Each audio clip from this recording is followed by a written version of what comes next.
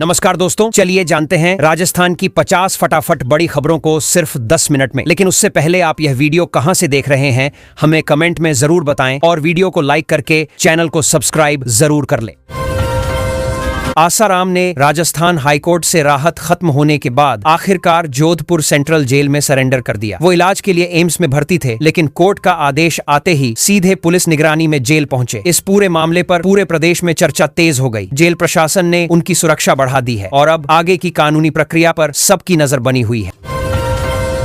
अलवर के टपूकड़ा, रींगस और आसपास के इलाकों में मौसम अचानक बदल गया। तेज आंधी के साथ जोरदार बारिश और कई जगह ओले भी गिरे, जिससे लोगों को गर्मी से राहत मिली, लेकिन बिजली व्यवस्था पूरी तरह बिगड़ गई। कई इलाकों में घंटों बिजली बंद रही, पेड़ गिरने और ट्रैफिक रुकने जैसी दिक्कतें भी सामने आईं, जिसके बाद प्रशासन को तुरंत टीमें भेजनी पड़ी।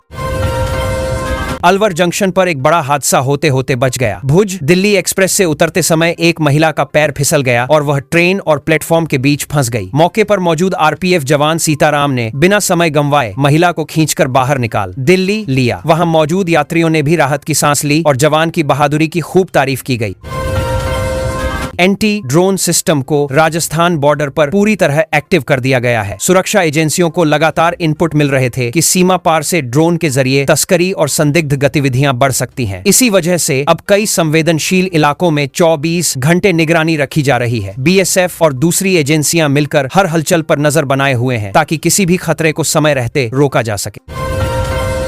AI आधारित पढ़ाई को लेकर राजस्थान के सरकारी स्कूलों में अब बड़ी तैयारी शुरू हो गई है। शिक्षकों को चैट जीपीटी और दूसरे जनरेटिव AI टूल्स का इस्तेमाल सिखाया जा रहा है, ताकि बच्चों को आसान और आधुनिक तरीके से पढ़ाया जा सके। शिक्षा विभाग का मानना है कि इससे पढ़ाई ज्यादा इंटरैक्टिव बनेगी। कई स्कूलों में ट्रायल भी शुरू हो चुका है और शिक्षकों के लिए अलग प्रशिक्षण कार्यक्रम चलाए जा रहे हैं।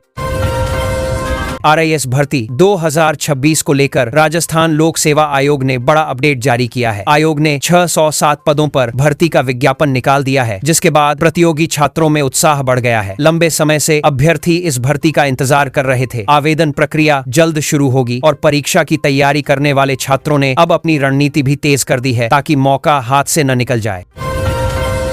रीटमैन्स 2026 शिक्षक भर्ती परीक्षा का रिजल्ट आखिरकार जारी कर दिया गया है। फिलहाल लेवल 1 संस्कृत और लेवल 2 साइंस, मैथ्स व संस्कृत विषयों के परिणाम घोषित हुए हैं। रिजल्ट आते ही लाखों अभ्यर्थियों ने वेबसाइट पर भीड़ लगा दी। कई छात्रों को लंबे इंतजार के बाद राहत मिली, जबकि जिनका चयन नहीं हुआ वे अब अगले चरण और दूसरी भर्तियों की तैयारी में जुट गए हैं। राजस्थान को भीषण गर्मी और नौतपा से बड़ी राहत मिलने वाली है। मौसम विभाग ने कई जिलों में तेज आंधी और बारिश का ऑरेंज अलर्ट जारी किया है। कुछ जगहों पर हवा की रफ्तार 70 किलोमीटर प्रति घंटा तक पहुंच सकती है। मौसम वैज्ञानिकों का कहना है कि 200 बार और मैदानी पर हवा की बार है। 1 जून तक यह सिस्टम एक्टिव रहेगा। लोग लगातार गर्मी से परेशान थे, ऐसे में इस बदलाव से काफी राहत महसूस की जा रही है। राजस्थान कर्मचारी चयन और दूसरी बड़ी परीक्षाओं की तैयारी कर रहे युवाओं के लिए नया पाठ्यक्रम जारी कर दिया गया है। बोर्ड ने 9वीं और 10वीं कक्षा के कई विषयों में अंक विभाजन और वेटेज बदल दिए हैं। स्कूलों को नए सिलेबस के अनुसार पढ़ाई शुरू करने के निर्देश दिए गए हैं। अब शिक्षक भी नए पैटर्न को समझाने में जुट गए हैं, ताकि बच्चों को आगे दिक्कत न हो। राजस्थान में पंचायत और शहरी निकाय चुनाव में हुई देरी को लेकर राज्य चुनाव आयोग ने हाईकोर्ट में बिना शर्त माफी मांग ली है। आयोग ने साफ कहा कि सरकार से जरूरी डेटा समय पर नहीं मिलने के कारण पूरी प्रक्रिया अटक गई थी। इस मामले को लेकर पहले काफी विवाद हुआ था। अब नई समय सीमा तय होने के बाद प्रशासन भी तेजी से तैयारी में जुट गया है।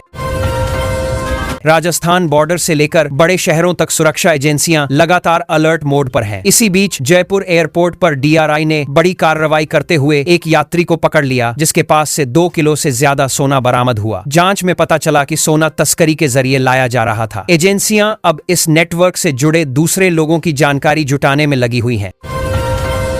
श्रीगंगानगर ने भीषण गर्मी के सारे रिकॉर्ड तोड़ दिए। यहां तापमान 48.2 डिग्री पहुंच गया और शहर दुनिया के सबसे गर्म इलाकों में शामिल हो गया। लोग दोपहर में घरों से निकलने से बचते नजर आए। अस्पतालों में हीट स्ट्रोक के मरीज भी बढ़े। मौसम विभाग लगातार सावधानी बरतने की सलाह दे रहा है, क्योंकि कई जिलों में हालात बेहद कठिन बने हुए हैं। सरिस्का टाइगर रिजर्व से बेहद अच्छी खबर आई है। बाघिन स्टे 22 ने 3 शावकों को जन्म दिया है और कैमरा ट्रैप में सभी शावक मां के साथ दिखाई दिए। इसके बाद सरिस्का में बाघों की संख्या बढ़कर 55 हो गई है। वन विभाग के अधिकारी इसे बड़ी सफलता मान रहे हैं। रिजर्व में निगरानी और सुरक्षा व्यवस्था भी और मजबूत कर दी गई है, ताकि शावक सुरक्षित रह सकें।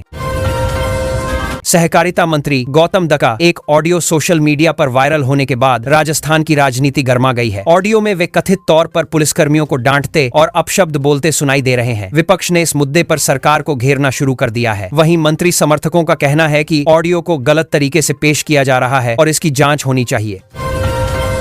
सीआईडी क्राइम ब्रांच ने धौलपुर में बड़ी कार्रवाई करते हुए 10,000 रुपए के इनामी हिस्ट्री शीटर कर्मवीर को गिरफ्तार कर लिया है। पुलिस काफी समय से उसकी तलाश कर रही थी। गिरफ्तारी के दौरान इलाके में सुरक्षा बढ़ाई गई और कई टीमों ने मिलकर ऑपरेशन चलाया। अधिकारियों का कहना है कि आरोपी के खिलाफ पहले से कई गंभीर मामले दर्ज हैं और अब उससे गहन पूछताछ की जा रही है। जोधपुर दिल्ली कैंट वंदे भारत एक्सप्रेस को 20 कोच के साथ चलाने का फैसला यात्रियों के लिए राहत लेकर आया है। पहली ही ट्रिप में 118% तक बुकिंग दर्ज हुई, जिससे रेलवे अधिकारी भी उत्साहित हैं। पहले सीटों की कमी को लेकर शिकायतें आती थीं। अब अतिरिक्त कोच जुड़ने से यात्रियों को ज्यादा सुविधा मिलेगी और इस रूट पर यात्रा करना पहले से आसान माना जा रहा है। जोधपुर के विवेक विहार थाना क्षेत्र में पुलिस ने सिर्फ 7 दिनों के अंदर बड़े कार लूट गिरोह का खुलासा कर दिया। आरोपी पिस्टल दिखाकर महंगी गाड़ियां लूटते थे और बाद में उनका इस्तेमाल तस्करी जैसे कामों में करते थे। पुलिस ने कई वाहन बरामद किए हैं। पूछताछ में और भी चौंकाने वाले खुलासे होने की संभावना जताई जा रही है, इसलिए जांच लगातार जारी रखी गई है। जोधपुर के मंडोर इलाके में रिटायर्ड एडिशनल एसपी की संदिग्ध मौत से पुलिस विभाग में हलचल मच गई है। शुरुआती जानकारी में मामला सामान्य नहीं लग रहा, इसलिए पुलिस हर एंगल से जांच कर रही है। परिवार और आसपास के लोगों से पूछताछ की जा रही है। घटना सामने आने के बाद इलाके में चर्चा तेज हो गई और वरिष्ठ अधिकारी भी मौके पर पहुंचकर हालात का जायजा लेते नजर आए। जयपुर के एक कारोबारी को हनी ट्रैप में फंसाकर ब्लैकमेल करने का मामला सामने आया है। आरोप है कि पहले दोस्ती की गई, फिर वीडियो बनाकर उसे वायरल करने की धमकी देकर मोटी रकम मांगी गई। कारोबारी की शिकायत के बाद पुलिस ने जांच शुरू कर दी है। साइबर टीम भी पूरे मामले को खंगाल रही है ताकि इस गिरोह से जुड़े बाकी लोगों तक पहुंचा जा सके। जयपुर के नाहरगढ़ बायोलॉजिकल पार्क में गर्मी से जानवरों को बचाने के लिए खास इंतजाम किए जा रहे हैं। लगातार बढ़ते तापमान को देखते हुए वाटर गन से पानी का छिड़काव किया जा रहा है और जानवरों के लिए अतिरिक्त पानी व ठंडक की व्यवस्था की गई है। वन विभाग का कहना है कि गर्मी में वन्य जीवों की सेहत सबसे बड़ी चिंता है, इसलिए लगातार निगरानी रखी जा रही है।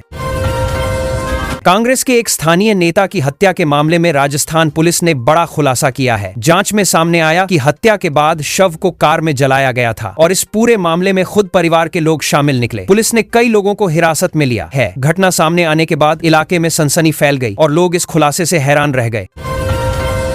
झालामंड इलाके में रिंग रोड पर हुए दर्दनाक सड़क हादसे ने पूरे जोधपुर को झकझोर दिया। एक तेज रफ्तार ट्रक में स्कूटी जा घुसी, जिससे 12वीं के छात्र की मौके पर ही मौत हो गई। हादसे के बाद वहां लंबा जाम लग गया और लोगों में गुस्सा भी देखने को मिला। पुलिस ने ट्रक चालक की तलाश शुरू कर दी है और मामले की जांच जारी है। रिंगस रेलवे स्टेशन के पास चलती ट्रेन से गिरने के कारण जोधपुर निवासी 20 वर्षीय सुनील कुमार की मौत हो गई। हादसा इतना अचानक हुआ कि आसपास मौजूद लोग कुछ समझ ही नहीं पाए। सूचना मिलते ही रेलवे पुलिस मौके पर पहुंची और शव को कब्जे में लिया। परिवार को खबर मिलने के बाद घर में मातम छा गया और पूरे इलाके में दुख का माहौल बन गया। चिकित्सा विभाग ने तेज गर्मी को देखते हुए लोगों और पालतू जानवरों के लिए नई एडवाइजरी जारी की है। विभाग ने खास तौर पर डॉग्स और कैट्स को हीट स्ट्रोक से बचाने के उपाय बताए हैं। डॉक्टरों ने दोपहर में बाहर न निकालने और पर्याप्त पानी देने की सलाह दी है। अस्पतालों को भी अलर्ट मोड पर रखा गया है क्योंकि गर्मी से जुड़ी बीमारियां तेजी से बढ़ रही हैं। हाईकोर्ट ने चुनाव में देरी को लेकर दायर अवमानना याचिका को निस्तारित कर दिया है। पूर्व विधायक संयम लोढ़ा और गिरिराज सिंह ने यह मामला उठाया था, जिस पर सरकार ने अब 31 जुलाई 2026 तक नई समय सीमा तय कर दी है। कोर्ट ने सरकार के जवाब को रिकॉर्ड पर लेते हुए मामला बंद कर दिया। इसके बाद प्रशासनिक स्तर पर भी गतिविधियां तेज हो गई हैं। दिल्ली से अलवर तक अब सफर पहले जैसा नहीं रहने वाला। राजस्थान को नमो भारत रैपिड रेल नेटवर्क से जोड़ने की मंजूरी मिल गई है। हाई स्पीड ट्रेनें गुरुग्राम, भिवाड़ी और नीमराना होते हुए दौड़ेंगी। करीब 196 किलोमीटर लंबे इस कॉरिडोर से रोज आने जाने वाले लोगों को राहत मिलेगी। उद्योगों को सीधा फायदा होगा और रोजगार के नए मौके भी तेजी से बढ़ने वाले हैं। अचानक बदले मौसम ने राजस्थान को तंदूर जैसा बना दिया है। नौतपा शुरू होते ही 22 जिलों में भीषण लू का अलर्ट जारी कर दिया गया। कई शहरों में तापमान 45 डिग्री के पार पहुंच चुका है। मौसम विभाग ने लोगों को दोपहर में बाहर निकलने से बचने की सलाह दी है। सूखी हवाओं और तेज धूप ने आम जिंदगी को काफी मुश्किल बना दिया है। इस बार गर्मी ने कोटा को सबसे ज्यादा झुलसा दिया। मौसम विभाग के अनुसार शहर का तापमान 45.6 डिग्री तक पहुंच गया, जो पूरे प्रदेश में सबसे ज्यादा रहा। दोपहर में सड़कें लगभग खाली दिखाई दी। जयपुर समेत कई शहरों में भी रात का तापमान सामान्य से ऊपर रिकॉर्ड किया गया। विशेषज्ञों का कहना है कि आने वाले दिनों में गर्मी और बढ़ सकती है। पानी की परेशानी से जूझ रहे इलाकों के लिए बड़ी राहत की खबर आई है। सरकार ने राम जल सेतु लिंक प्रोजेक्ट पर तेजी से काम शुरू कर दिया है। करीब 9,000 करोड़ रुपए की इस योजना से पूर्वी राजस्थान के 17 जिलों को फायदा मिलेगा। लाखों किसानों को सिंचाई के लिए पानी मिलेगा और करोड़ों लोगों तक साफ पेयजल पहुंचाने की तैयारी शुरू हो चुकी है। सीमा पर सुरक्षा और विकास दोनों को मजबूत करने की तैयारी दिखाई दी। केंद्रीय गृह मंत्री अमित शाह आज बीकानेर पहुंचे और भारत पाक सीमा की सांचू पोस्ट का दौरा किया। उन्होंने बीएसएफ जवानों से मुलाकात की और सीमावर्ती इलाकों के लिए नई योजनाओं पर चर्चा की। इलाके में बेहतर सड़कें और मोबाइल कनेक्टिविटी बढ़ाने को लेकर भी कई अहम फैसले होने वाले हैं। राष्ट्रपति भवन में राजस्थान का नाम फिर गर्व से लिया गया। कला, लोक संस्कृति और समाज सेवा से जुड़ी 3 हस्तियों को पद्मश्री सम्मान दिया गया। वहीं मशहूर विज्ञापन विशेषज्ञ पीयूष पांडेय को मरणोपरांत पद्म भूषण से सम्मानित किया गया। इस सम्मान समारोह के बाद राजस्थान की सांस्कृतिक पहचान को राष्ट्रीय स्तर पर नई मजबूती मिलने की चर्चा तेज हो गई है।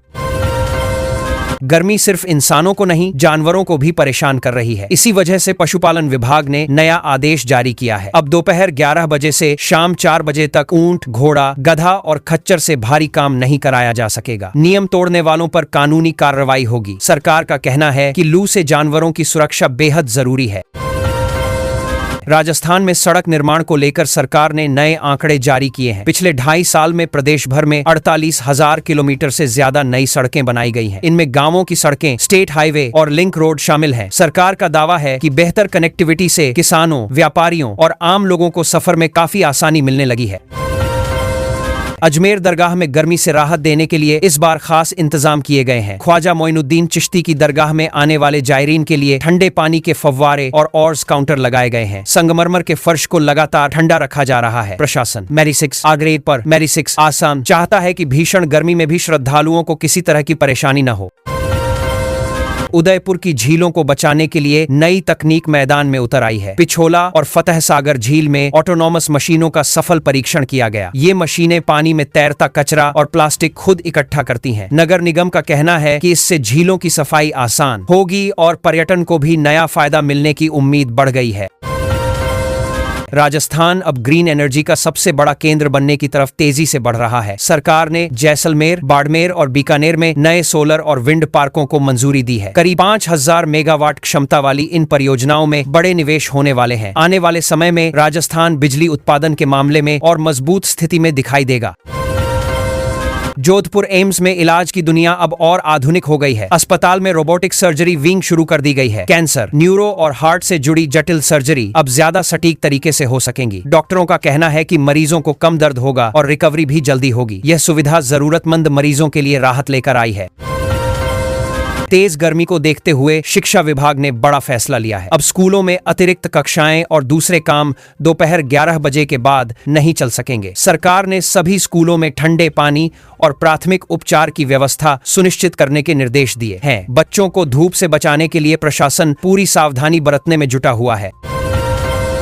जयपुर मेट्रो का नया विस्तार अब तेजी से आगे बढ़ रहा है। मानसरोवर से अजमेर रोड को जोड़ने वाले फेज एकड़ कॉरिडोर का निर्माण तेज कर दिया गया है। इंजीनियरों की टीम ने आज साइट का निरीक्षण भी किया। यह रूट शुरू होने के बाद हजारों यात्रियों को सीधा फायदा मिलेगा और शहर के ट्रैफिक दबाव को कम करने में मदद मिलेगी। बाड़मेर से आई एक खबर ने पूरे देश का ध्यान खींच लिया है। यहाँ लिथियम के बड़े भंडार मिलने के शुरुआती संकेत मिले हैं। वैज्ञानिकों की टीम इलाके में सैंपल जांच और ड्रिलिंग कर रही है। लिथियम का इस्तेमाल इलेक्ट्रिक गाड़ियों और मोबाइल बैटरियों में होता है। अगर खोज सफल रही तो राजस्थान औद्योगिक क्षेत्र में नई पहचान बना सकता है। अवैध खनन पर आज प्रशासन ने बड़ा शिकंजा कस दिया। अजमेर और भीलवाड़ा में खनिज विभाग ने पुलिस के साथ मिलकर ताबड़तोड़ छापेमारी की। कार्रवाई के दौरान कई मशीनें, डंपर और ट्रैक्टर जब्त किए गए। अधिकारियों ने बताया कि अवैध खनन से जुड़े लोगों के खिलाफ सख्त केस दर्ज किए जा रहे हैं और भारी जुर्माने की तैयारी भी चल रही है।